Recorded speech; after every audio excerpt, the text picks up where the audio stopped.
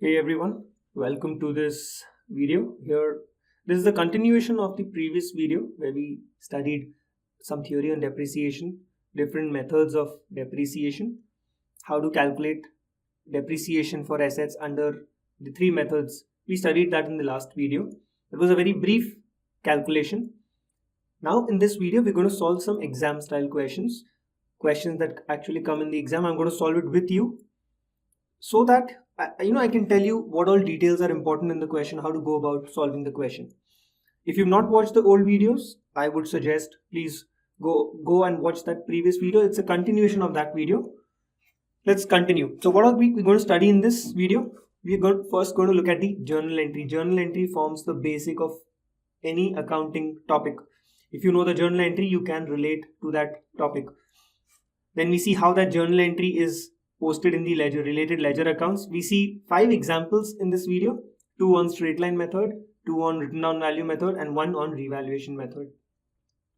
Now the best way to learn depreciation from this video would be to actually take down a practice book, take down some stationery, your pen, your calculator, and try solving with me. Just by watching the video, a 30-minute video, a 45-minute video, just by watching that, you cannot understand depreciation and you may not be able to solve the question. I'm going to solve it with you. I'm going to read the question and solve it. So my suggestion is take down a practice book and solve it with me. And then try to go and solve the past paper questions or your questions from any textbook and see if you can feel a difference now whether you able to solve or no. So let's continue. So there are 2 journal entries that you need to understand and remember. If you remember these 2 journal entries, this chapter is sorted. Because these journal entries are the entries that you're required to do in the exam in form of either journal entries or in form of ledger. First one, when a new non-current asset is purchased, what is the journal entry? Debit the non-current asset and credit cash bank if paid by cash or paid by check. If bought on credit the supplier. This is one journal entry and it is very logical. Non-current asset is an asset. Asset increases, you debit the asset. And if cash or bank decreases, you credit the cash or bank. Or if you purchased on credit, the supplier is a liability that has to be paid in future, hence credit the supplier. Second journal entry, income statement debit, provision for depreciation credit. Now this is the journal entry wherein we actually provide depreciation at the end of the year. This is done always at the end of the year. One single journal entry. Okay. Why do you debit income statement? Because depreciation is an expense, it's a loss. Whenever there is an expense or a loss, income statement is always debited.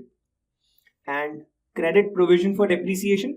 Provision for depreciation is nothing but another term used for accumulated depreciation. In my previous video, I was speaking about accumulated depreciation, total depreciation provided till date. That's nothing but provision for depreciation. So provision for depreciation is a ledger account wherein we accumulate depreciation every year. And it is a credit balance. It's a credit account. Why? Because asset is a debit account.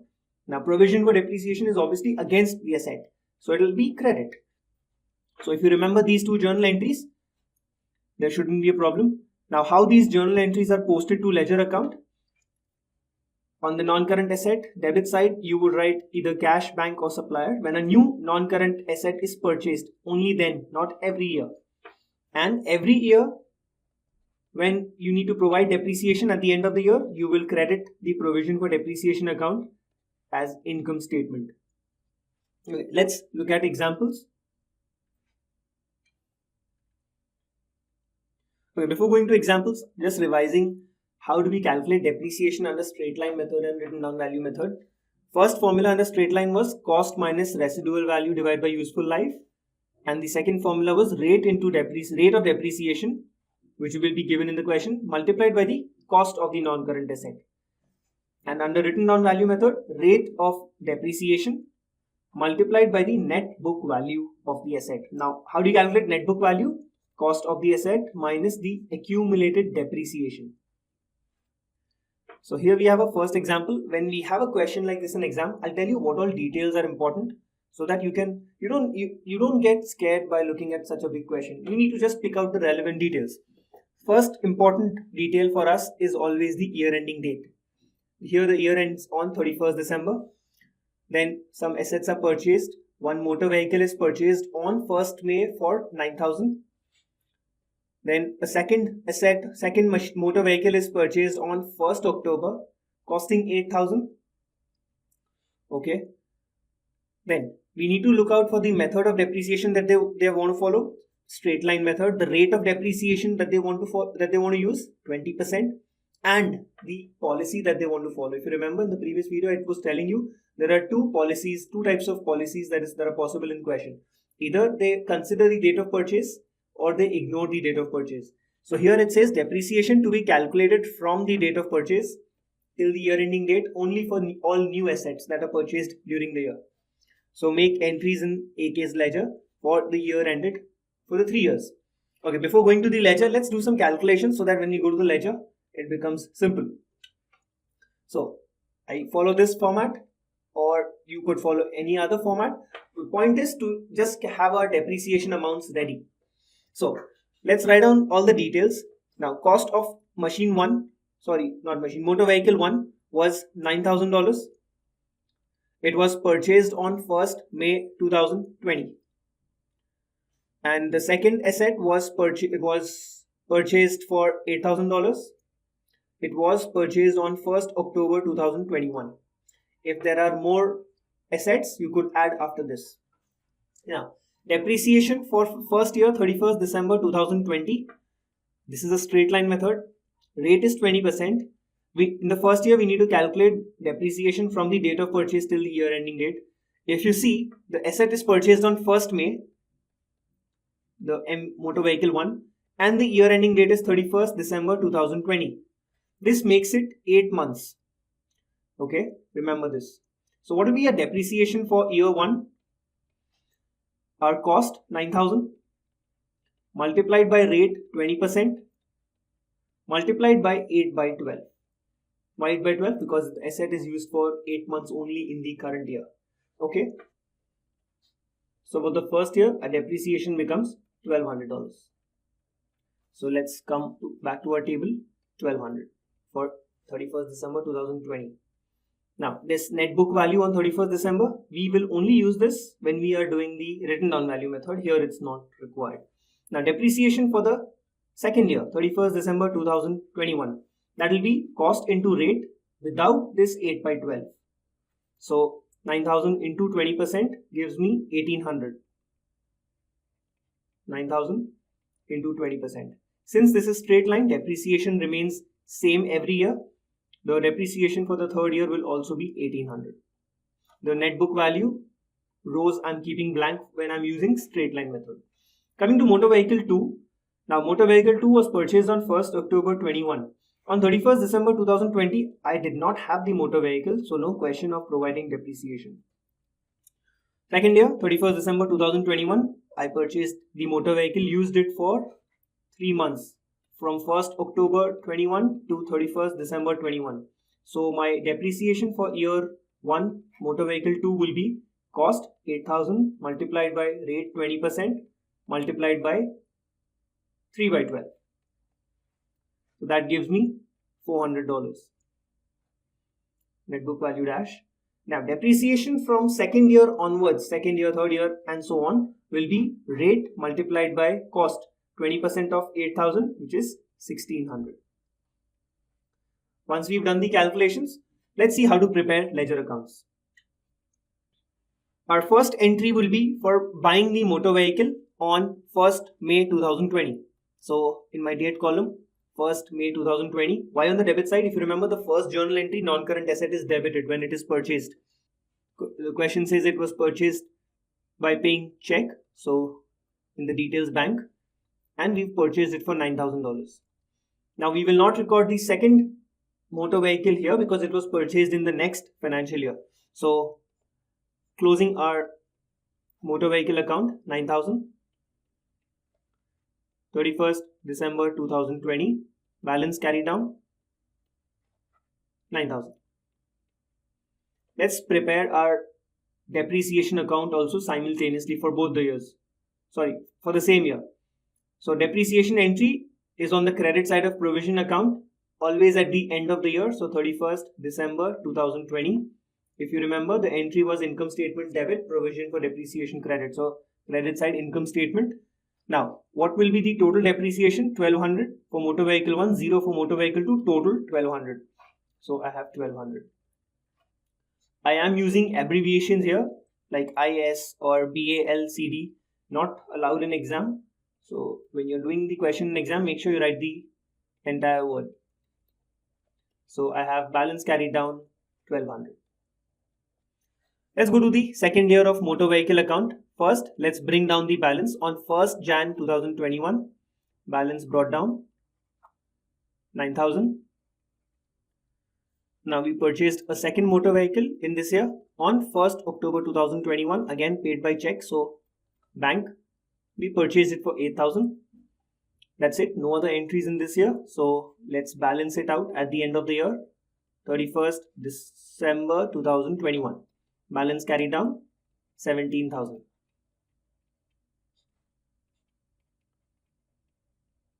Now, coming to the second year of provision for depreciation, we had a balance carried down in the previous year. Let's bring that down first. 1200. Then at the end of the year again, we need to give depreciation for that year, which comes as income statement. Now, what will be the amount? We've already calculated depreciation for the assets for each year. So 1800 here and 400 for the second, total 2200. So income statement 2200. That's it. No other entry. 3400. And let's balance it out and close this year.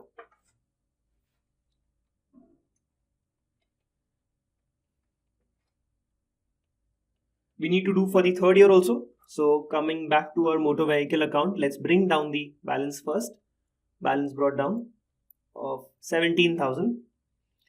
There is no other asset purchased in 2022, no new asset purchased. So we will not write any other transaction. There will not be any other transaction on the debit side. We simply carry forward the same balance 17,000.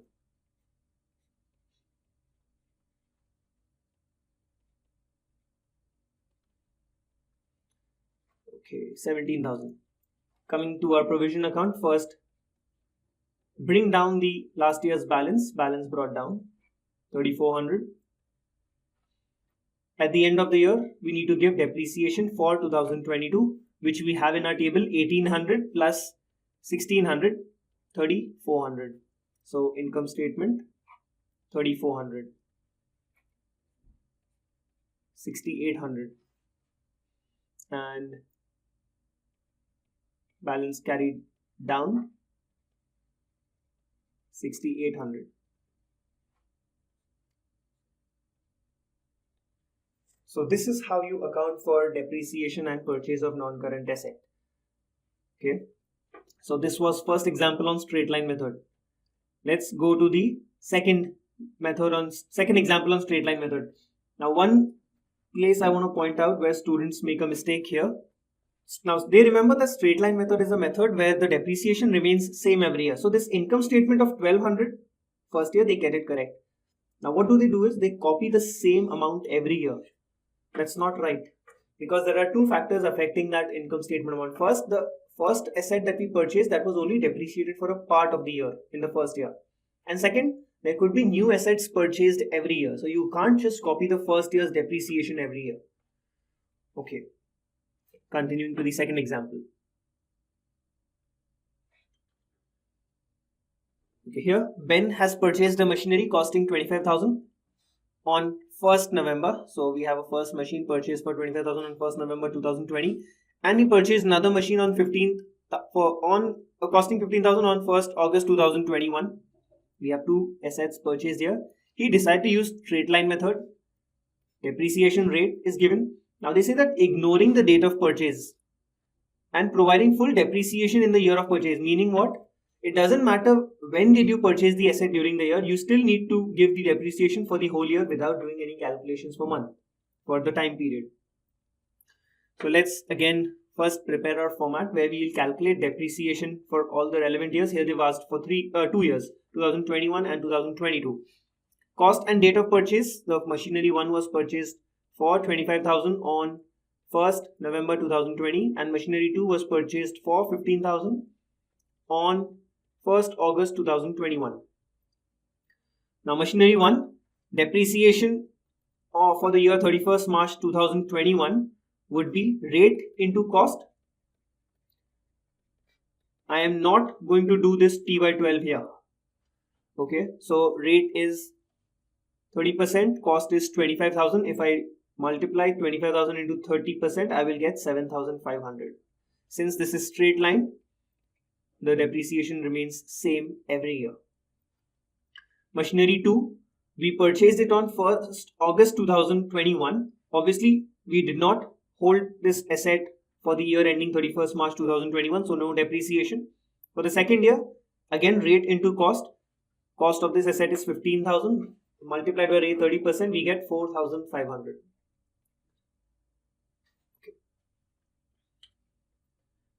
Now, the way we pass the entries are exactly the same, which doesn't matter what is the rate, doesn't matter what method we follow, doesn't matter what's the policy. The accounting is the same for all the methods. So I'm going to fast forward the part where I'm going to do accounting. I would suggest you to do the accounting on your own. The entries of buying the asset, every year's depreciation are exactly the same. And then you can check it after a few seconds. So just pause the video here, solve it on your own and then check it.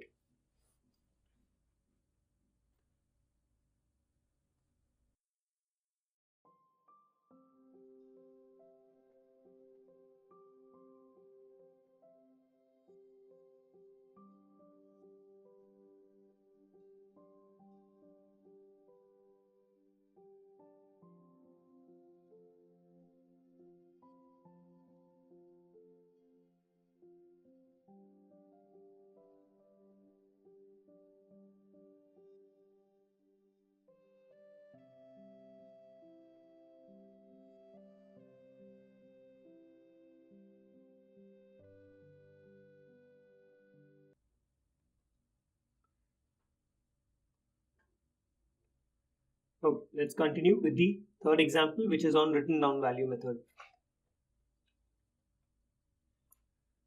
Zara depreciates her business equipment using written down value method at the rate of 40% per annum. She acquired the equipment costing 5,000 on 1st April 20, another equipment costing 4,000 on 1st Jan 21. Depreciation to be calculated from the date of purchase till the year ending date for all the new assets acquired during the year. And we need to do accounting for 3 years, 30 June 2020, 21, 22. So the year ending date is 30 June here. Let's fill in the table. So equipment 1 was purchased for $5,000 on 1st April 2020 and equipment 2 was purchased for $4,000 on 1st Jan 2021. Now depreciation on the equipment 1 for 30 June 2020 would be rate multiplied by net book value multiplied by T by 12. Okay, now net book value is cost minus accumulated depreciation. Now since this is the first year, accumulated depreciation is nil. So net book value automatically is replaced by cost only for the first year for all the assets. For the first year, it's always rate into cost because net book value is equal to cost. So we have a rate of 40% into cost of 5,000. Now what will be T here? It was purchased on 1st April 2020. Year ending date is 30 June 2020. So that makes it 3 months. So 3 by 12. So depreciation for 30 June will be $500. Now if depreciation is 500, so at the end of the first year, how much would be the net book value left? Cost minus 500 makes it 4,500. I told you when we're doing the written down value method, we will fill the net book value row also. Now depreciation for the second year will be rate into net book value. So I have the net book value as 4,500 multiplied by rate of 40%. So that makes it 1,800. Here in the second year, I don't need to do T by 12. If I give depreciation of 1,800 in the second year, the net book value remaining after that would be the old net book value 4,500 minus 1,800. So that makes it 2,700. Depreciation for the third year would be again the previous net book value, which is 2700 multiplied by 40%. So 2700 into 40%, 1080. If I calculate the net book value after giving depreciation for the third year for equipment 1, 2700 minus 1080 makes it 1620. Same way we're going to do for equipment 2. It was purchased on 1st Jan 2021. So obviously we did not hold it on 30 June 2020. So no depreciation. Now depreciation for the second year to 30 June 2021 will be rate into net book value into T by 12. So our rate is 40%. Our net book value, which will be replaced with cost in the first year, so 4000 into T by 12. We purchased it on 1st Jan. We used it on 30 June, which is the year ending date, so makes it 6 by 12. So 40% of 4000 into 6 by 12 gives you 800. Cost is 4000, depreciation for first year in the second year is 800. So net book value remaining after that year depreciation is 3200. Now providing depreciation in the last year, net book value 3200 multiplied by 40%. So we have 1280. And net book value remaining after giving this depreciation will be 1920. Same what we did for example 2. You can pause the video, do the accounting on your own and then check it from my solution. This way you are also practicing how to pass entries for depreciation.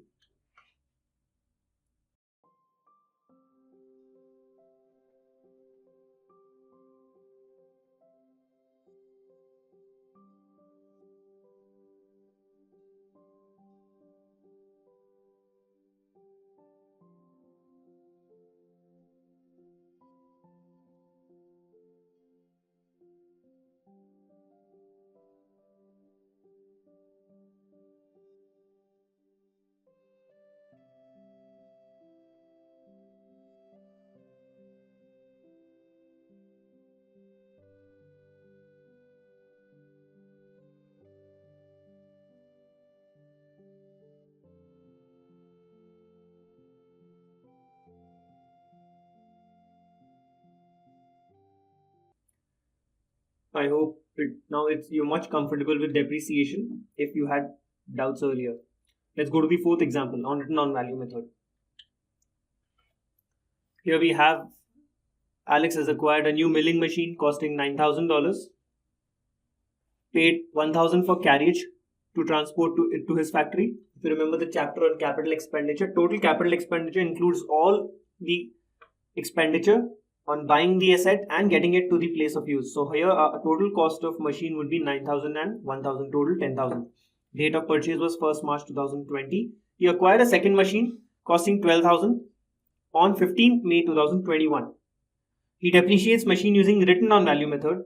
Rate of depreciation is 50%, ignoring the date of purchase for new machines. So date of purchase is not important. We are not going to do any calculations or any T by 12 calculations here. So let's fill in the table. You can now try doing this on your own again and check it. Resume the video and check it. See if you can now do it. So cost of the asset is 9,000. Purchased, sorry, not 9,000.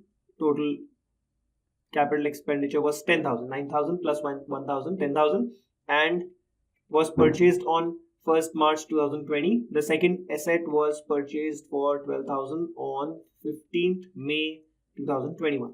Let's try giving depreciation. Year ending date is 31st December 2020 and 21.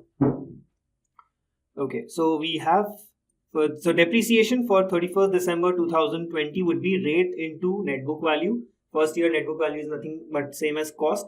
So 50% of 10,000 is 5,000. You're not doing T by 12. We are not doing it because date of purchase is not important. Net book value. So cost 10,000 minus depreciation given till date is 5,000. So our net book value remaining is 5,000. Now for the second year, depreciation would be 5,000, which is net book value multiplied by your rate 50%. So our depreciation for second year would be 2,500. Now net book value will be 5,000 minus your depreciation for the second year. So at the end, net book value remains is 2,500. So depreciation for the third year would be this 2,500 multiplied by 50%, 1250. And at the end of the third year, we have net book value remaining 1250, which is 2,500 minus 1250 gives us 1250. Doing the same for machinery 2, we have, now it was purchased on 15th May, so obviously we did not hold it on 31st December 20, so no point of depreciation. 31st December 2021, we will be doing rate multiplied by 12,000, 50% of 12,000, 6,000. After giving 6,000 depreciation, how much net book value is remaining? Obviously 6,000. 12,000 minus 6,000 gives you 6,000. Now depreciation for the last year, net book value 6,000 multiplied by 50% gives you 3,000. And the net book value at the end remaining would be 3,000. I hope you understand why we are calculating net book value only for written down value method and we did not do it for straight line method. Obviously because it helps you calculate the next year's depreciation. That's the only purpose.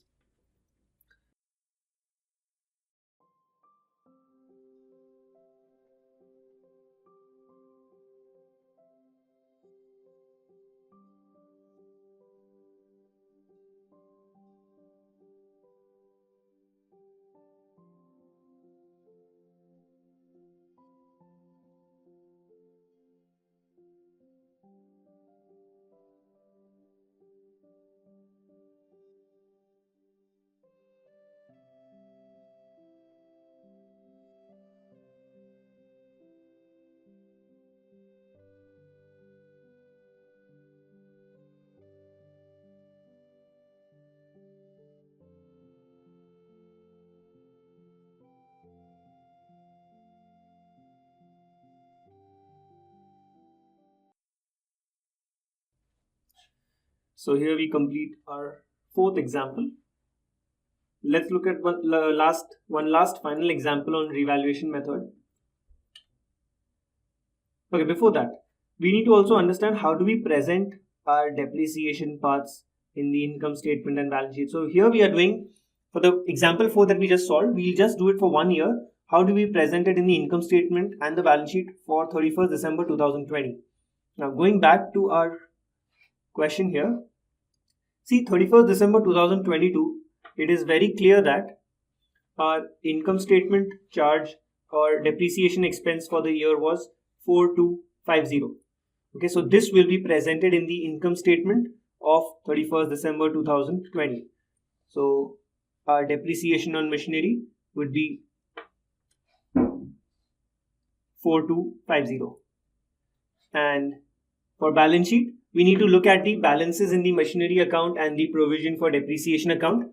If we go back to our question, 31st December 2022, balance carried down in machinery is 22,000 and balance carried down in provision account is 17,750. Provision is nothing but accumulated depreciation.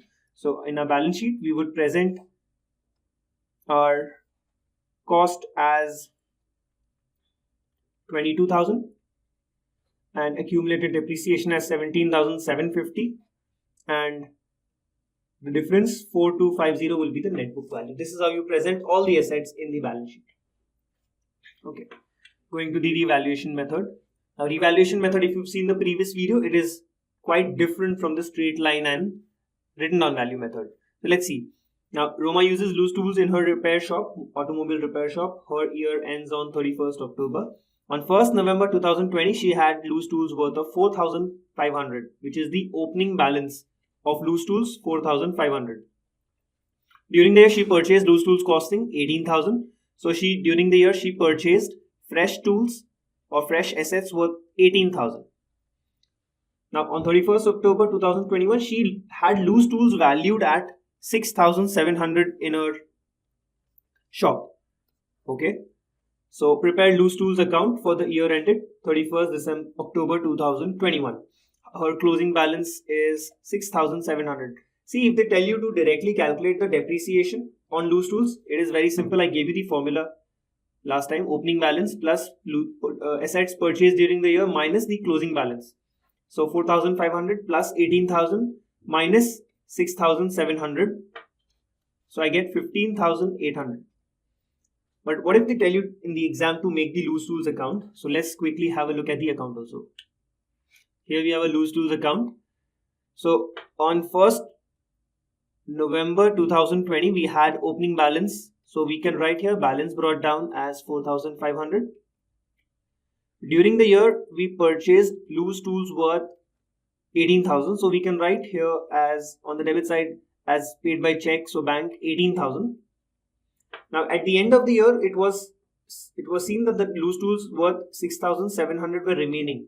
So now since that's the closing asset of your business, okay, at the end you have that 6,700 worth of tools as the closing asset, that will come as a debit balance in the account. So I have 31st October 2021 balance carried down. Why is this here? Because this is an asset. It'll be shown as a debit balance in the account, which is 6,700. Now if you take the total, so 22,500 here, I'm trying to balance the ledger account here. What I get here is the depreciation during the year, which will be written as income statement. So depreciation on loose tools. Now this 22,500 minus 6,700, 15,800. So this is how you do it in the account. Or if they just tell you to calculate, or if there's an MCQ, you could use the formula as well. So I hope depreciation is pretty clear now. So we have one more video pending for depreciation, wherein quickly I'll tell you what to do for disposal of assets. Again, disposal, if you remember the journal entries, it's very simple. You could solve any method, straight line written down value method for disposal of assets if you know those journal entries. So I'll be just doing 1 or 2 examples with you for disposal, and then you can try solving similar questions on your own. If you like the video, please like it. Please subscribe to my channel. I'll be coming up with more videos after depreciation. We'll move on to the next chapter. I'm also planning to start economics videos on economics for IGCSE. So make sure you subscribe to the channel and also share it with your friends. Let everyone benefit out of it. Thank you.